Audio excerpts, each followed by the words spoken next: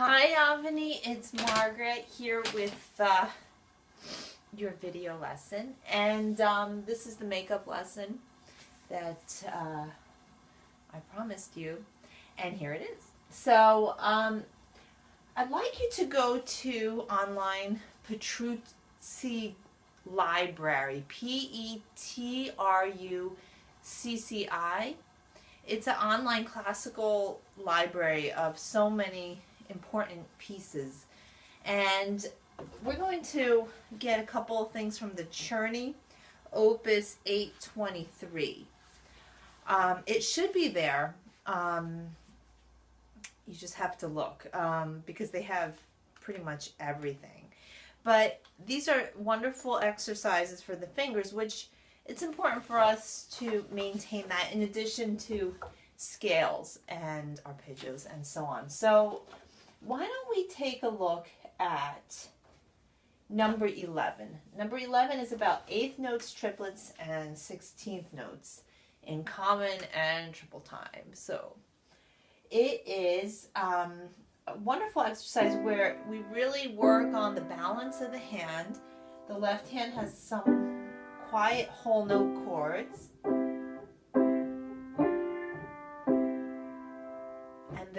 And the thing to do there is to really make sure to play utmost legato, transferring in between the chords.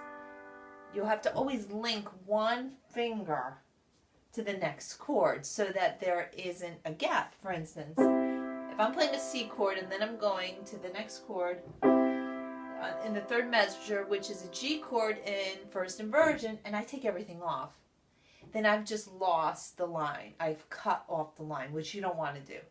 Think of it like, our ear wants to be baited like a fish, a fishing pole. You have the fishing line and you bait it and you cast it out, and then you reel it in. Okay, the worst thing is if you have something on the line, but as you're reeling it in, the line breaks and then you have nothing.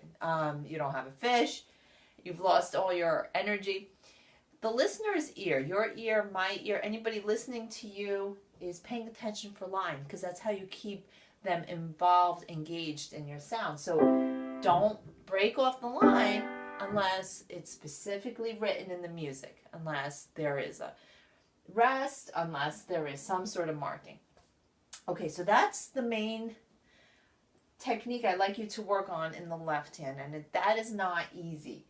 That's going to require a lot of diligence, so you have to look out for that. In the right hand, excuse me.